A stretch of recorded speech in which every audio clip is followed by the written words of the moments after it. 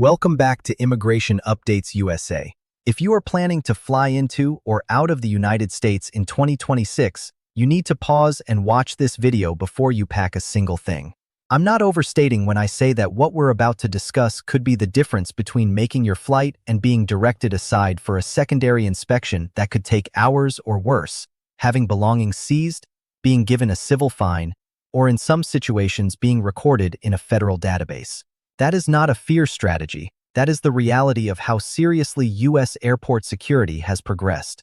And the regulations going into effect in 2026, including changes aligned with guidance taking effect around March 29th, are something every traveler must comprehend. So today, we're examining 5 specific categories of items that you should not store in your bag the way you may have been storing them. Some of these regulations are revised, some are more rigorously enforced than ever before, and some are completely new. We're going to review each one thoroughly, explain what the regulation is, why it exists, what happens if you get found with it, and precisely what you should do instead. This is the type of information that saves you time, money, stress, and in particular situations can safeguard your immigration status and your right to travel. So remain with me all the way through because each of these 5 items counts. Before we begin, a quick note.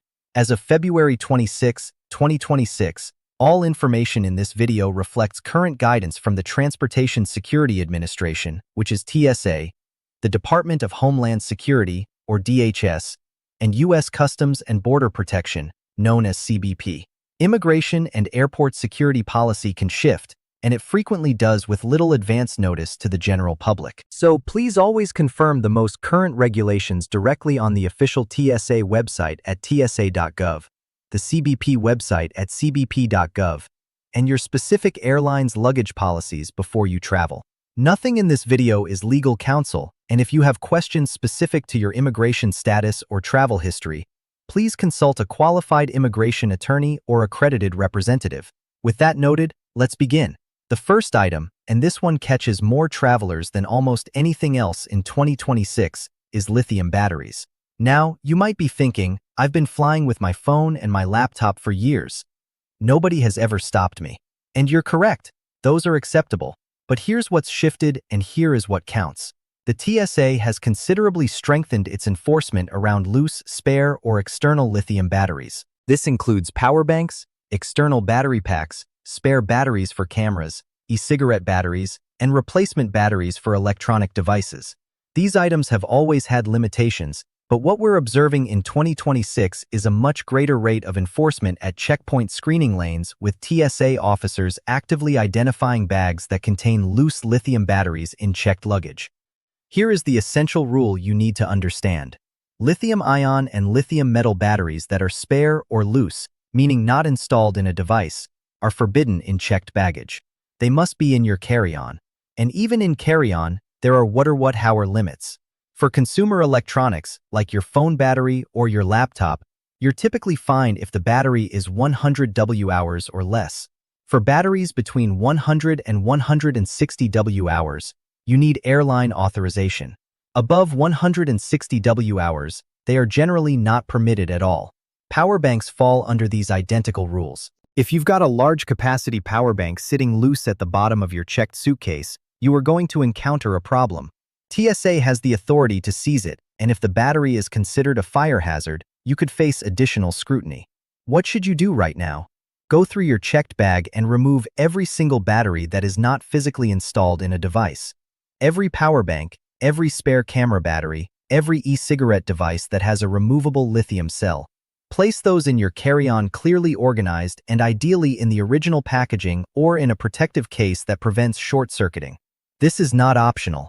The Federal Aviation Administration, the FAA, has identified lithium battery fires as one of the leading causes of in-flight emergencies, and TSA enforcement reflects that priority in 2026. The second item, and this one is going to surprise many people, particularly those who pack food for long journeys, is food and powder-based items. In 2026, TSA is implementing much more consistent enforcement of its powder rule, which was introduced several years ago but is now being enforced uniformly at airports across the country. Here is the regulation. Any powder, granular substance, or finely ground material in your carry-on luggage that exceeds 12 ounces or approximately 350 milliliters must be taken from your bag and placed in a separate bin for X-ray screening. If TSA cannot identify what the powder is through screening, they may request you to dispose of it, or they may subject you to additional testing. Now, this encompasses a wide range of things people carry: protein powder, spices, ground coffee, baby formula, cremated remains, sand or soil souvenirs, powdered vitamins.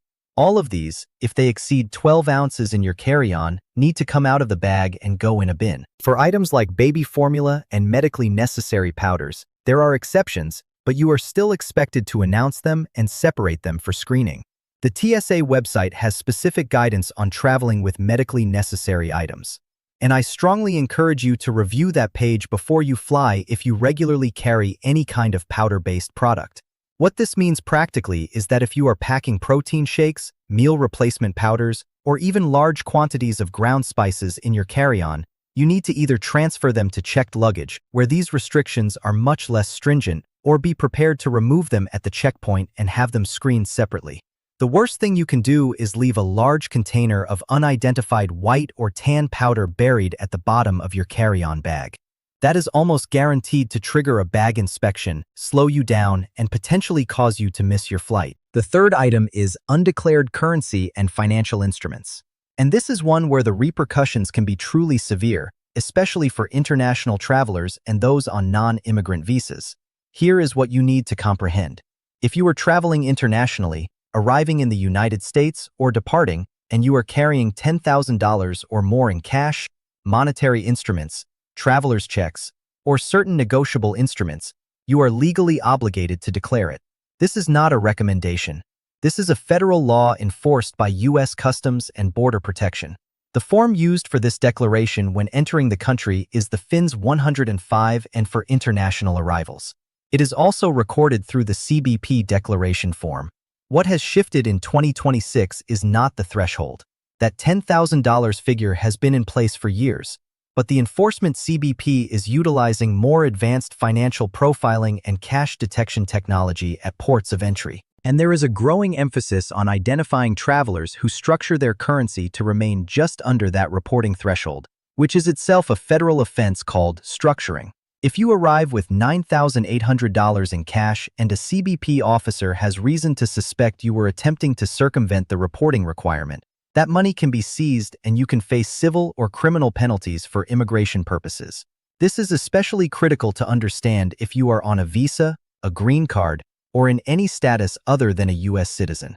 Having your currency seized or being investigated for a financial violation at the border can have downstream consequences on your immigration case, your ability to adjust status, or your admissibility to the United States.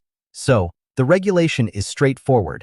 If you are carrying $10,000 or more in any combination of cash or financial instruments, declare it. It is not unlawful to carry large amounts of cash. It is unlawful to not declare it. Declaring it does not automatically result in confiscation. It means you are complying with the law, and as a practical measure right now, if you regularly travel internationally with significant sums of cash, perhaps because you are sending money to family, conducting business, or for other legitimate reasons, consider consulting with an immigration attorney or a financial advisor who understands cross-border currency regulations.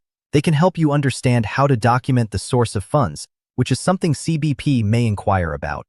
The fourth item is something that has become substantially more relevant in 2026, and that is certain agricultural and food products, particularly those brought in from overseas.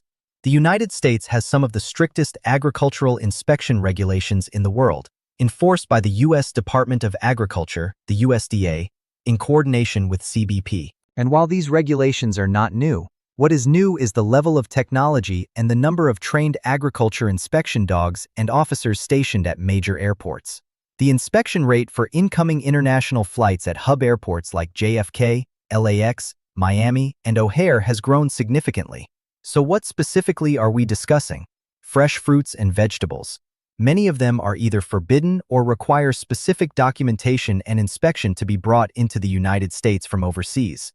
Meats, poultry, and eggs from many countries are prohibited without specific permits. Soil, plants with roots, and certain seeds are also heavily regulated. The concern is that many travelers, particularly those visiting family or bringing culturally significant foods from home, do not realize that these limitations apply to them. Bringing a mango from the Philippines, a piece of homemade cheese from Mexico, or a bag of spices from India might seem innocent. But if those items trigger an agricultural inspection and are found to carry pests or pathogens, you face a significant fine and the items will be destroyed. Here is the essential action step. Before you pack any food, plant material, or soil-related item in your luggage when traveling internationally to the United States, go to the USDA APHIS website, that's the Animal and Plant Health Inspection Service, and check their specific guidance for what is and is not permitted from the country you are traveling from. When in doubt, declare it on your CBP declaration form. Declaring an agricultural item is not the same as admitting wrongdoing. CBP officers can inspect it and tell you whether it can be admitted, but if you fail to declare something that is later discovered during screening, the fine for a first offense can be several hundred. And for repeated or deliberate violations, the penalties increase substantially. The fifth item, and this is the one that has the most direct immigration implication, is travel documents that are improperly stored or presented. Now, I know that might sound like it does not exactly fit the category of things in your bag, but remain with me because this is critically important for anyone who is not a U.S. citizen. In 2026, CBP is continuing to deploy and expand its biometric and document verification systems at ports of entry. This includes facial recognition technology now functioning at a large number of international terminals and an expansion of the electronic verification of travel documents against federal databases. What this means practically is that discrepancies between your physical documents and what is on file in federal systems are being detected much more quickly and consistently than they used to be. If you are carrying a passport that has an incorrect name, a visa with a typo, an I-94 that does not match your actual entry date, or if you have an expired green card that you have not yet renewed, these issues are going to emerge at the checkpoint. And the time to uncover those issues is not when you are standing in front of a CBP officer at 2 a.m. after a 14-hour flight. Here is what you should do before every international trip. Review all of your travel documents. Check your passport's expiration date. Most countries require that your passport be valid for at least 6 months beyond your intended stay. Check your visa to verify it is still valid and that the conditions match your purpose of travel. If you are a green card holder, check the expiration date on your card.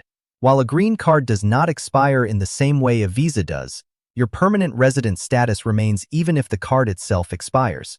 CBP requires a valid, unexpired card for re-entry. If your green card is expired or about to expire, submit your Form I-90 with USCIS before you travel. Also, check your I-94 record online. You can do this right now at i94.cbp.ths.gov. Your I-94 is your official record of admission to the United States, and it determines how long you are permitted to stay. Many travelers, particularly those who have traveled multiple times or who received I-94s on paper years ago, have I-94 discrepancies that they do not even realize about. Identifying those issues before you travel and consulting with an immigration attorney if something appears wrong is far better than being caught off guard at a port of entry. Now, let us discuss the broader picture of what all of this signifies heading into 2026. Airport security and customs enforcement in the United States have become significantly more technologically advanced. Artificial intelligence is being utilized to analyze passenger data before you even board your plane. The TSA PreCheck and Global Entry programs, which allow for expedited screening, are seeing record enrollment, but they also come with enhanced vetting. CBP's automated targeting system assigns risk scores to travelers based on travel history, financial patterns, and database information. The purpose of all of this is to identify genuine threats and keep travel safe. But as a traveler, your responsibility is to make sure that your bag, your documents, and your behavior at the checkpoint do not unintentionally raise flags that slow you down or, in serious cases, affect your ability to enter or remain in the United States. So, let's briefly recap the 5 things. First, loose lithium batteries in checked luggage. Transfer them to carry-on or leave them home. Second, large quantities of powder or granular substances in carry-on without separation.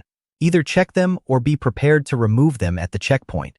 Third, Undeclared currency of $10,000 or more. Always declare it. Always document the source. Fourth, prohibited or undeclared agricultural and food items from international origins. Check the USDA APHIS website before you pack and always declare on your CBP form. Fifth, improperly maintained, expired, or mismatched travel documents. Review every document before every trip and resolve any discrepancies before you arrive at the airport. These are not theoretical rules. Every single week, travelers are delayed, fined, or worse because of one of these 5 issues. And in many instances, a few minutes of preparation before leaving home would have prevented the entire situation. If you found this video valuable, please take a moment right now to give it a like and share it with someone you know who travels to or from the United States. That simple action helps more people discover this information before they need it, not after. And if you are not yet subscribed to Immigration Updates USA, please press that subscribe button and turn on notifications. We cover the most current, verified, and relevant immigration and travel news affecting the United States, and we present it in a way that is clear, honest, and genuinely useful to real people. Whether you are a U.S. citizen, a green card holder, a visa holder, a new arrival, or someone planning a trip to the United States for the first time, the description below this video includes links to official sources we referenced today. TSA Gov for TSA screening rules, CBP.gov for customs and border protection guidance, the USDA's website for agricultural import regulations, and the I-94.cbp.dhs.dhs.gov portal to check your admission record. Please utilize those resources. They are free, they are official, and they are updated regularly. As always, a reminder, the content of this video is for informational purposes only as of February 26, 2026. It does not represent legal advice, and immigration policy can and does change. If you have a specific situation involving your immigration status, visa, green card, or admissibility, please consult a qualified U.S. immigration attorney or an accredited representative who can provide you guidance tailored to your individual circumstances. Thank you so much for being part of the Immigration Updates USA community. Travel safely, travel wisely, and we will see you in the next.